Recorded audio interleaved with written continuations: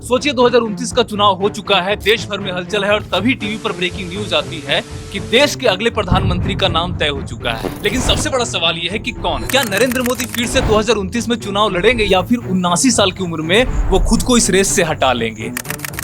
अरे हम तो फकीर आदमी हैं, झोला लेके चल पड़ेंगे जी। और उससे भी बड़ा सवाल यह है कि अगर मोदी नहीं तो फिर कौन?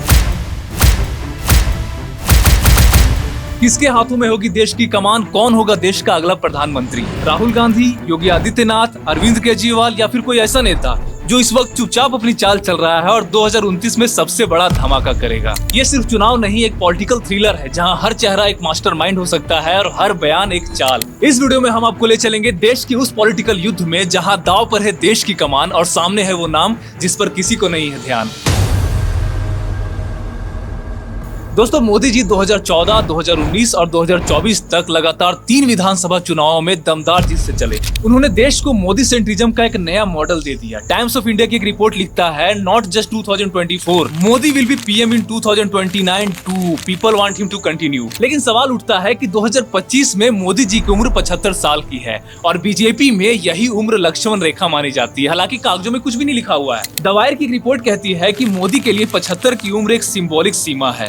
आरएसएस चीफ मोहन भागवत ने साफ कहा कि 75 के बाद नेताओं को अपना रास्ता खुद खोल देना चाहिए और कांग्रेस ने तुरंत पीएम मोदी से पूछा, अब क्या आप भी जाएंगे? लेकिन बीजेपी ने इस बात को साफ नहीं कहा है कि मोदी के बाद कौन आ सकता है या फिर कौन आएगा और वे खुद भी रिटायरमेंट की बात नहीं मान रहे हैं। लेकिन इंटरनल चर्चाएं शुरू हो चुकी है जहां जरूर कोई खाली कुर्सी भरने वाला दिख रहा है। मतलब सीधी सी बात है, ऊपर से भले सब शांति हो, ना कोई माइक पर बोले ना प्रेस कॉन्फ्रेंस हो, लेकिन अंदर से सब समझ जाते हैं अब कुर्सी पर खतरा शुरू हो चुका है। नेता लोग मुस्कुराते हुए हाथ भले मिलाते हैं पर अंदर से सब गिनती शुरू कर देते हैं कि किसका नाम आगे बढ़ाना है और किसका गेम खत्म करना है।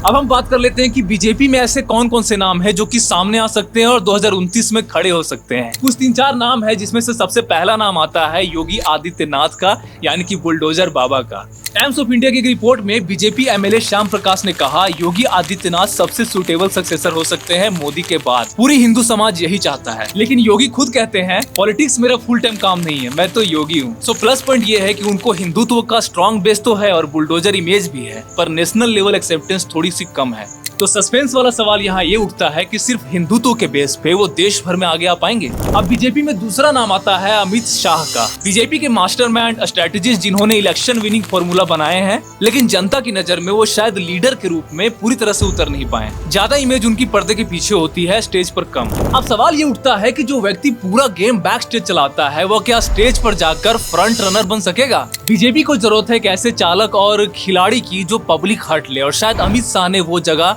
नहीं बनाया है। अब बीजेपी के अंदर बस 3 और बड़े खिलाड़ी बचे हुए हैं, नितिन गडकरी, देवेंद्र फडणवीस और जेपी नड्डा। तीनों संगठन और आर्थिक रूप से मजबूत हैं, लेकिन गडकरी ने खुद साफ कहा था, I don't want to be prime minister period, यानी पीएम बनने की उनकी इच्छा जमीनी तौर पर तो नहीं। फडणवीस और नड्डा ने अब तक इस बारे में कोई भी बयान नहीं दिया है, हाँ भी नहीं कहा और ना भी नहीं कहा है। मतलब वो अभी इस रेस में पूरी तरह स्पॉटलाइट नहीं चाहते हैं। तो इस आर्थिक और ऑर्गेनाइजेशनल ताकत वाले खिलाड़ियों के पास अभी तक वो नेशनल करिश्मा नहीं है कि चुनावी मैदान में उनकी बात सुनने लायक हो। इसलिए शायद मुझे लगता है कि भाजपा की इंटरनल ताल में अभी काम बाकी है।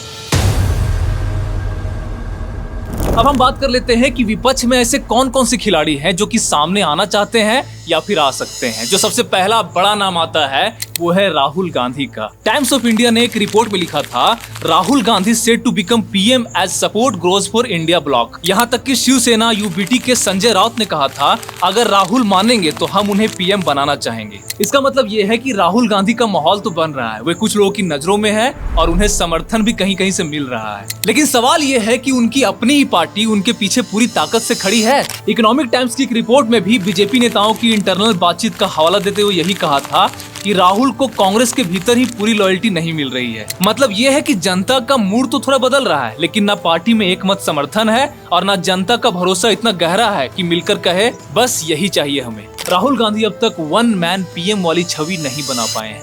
अब जो विपक्ष में दूसरा बड़ा नाम आता है वो है केजरीवाल जी का। दिल्ली के पॉलिटिक्स के बादशाह जिन्होंने दिल्ली में गवर्नेंस की छाप छोड़ी है, पर सीबीआई और ईडी के तगड़े आरोप भी हैं। अगर इंडिया अलियांस इन सब आरोपों को इग्नोर करके आगे भी बढ़ता है तो क्या केजरीवाल दिल्ली मॉडल को पूरे देश तक ले जा पाएंगे? अब अंत में दो नाम और आते हैं विपक्ष में, शरद पवार और नीतीश कुमार। दोनों ने ही अपने अपने राज्यों में बड़ा रोल निभाया है, लेकिन देश की गद्दी पर बैठने के लिए सिर्फ तजुर्बा नहीं, ताजगी भी होनी चाहिए। और फिलहाल इनके पास वो नया जोश और जनता को दोबारा लुभाने वाली पकड़ जो है वो थोड़ी कमजोर दिखती है। अब इसका मतलब ये नहीं है कि ये दोनों लायक नहीं है। अब हम बात कर लेते हैं कि इन सब में सबसे करीब कौन हो सकता है जो कि गद्दी की तरफ अपनी नजदीकियां बढ़ा सकता है।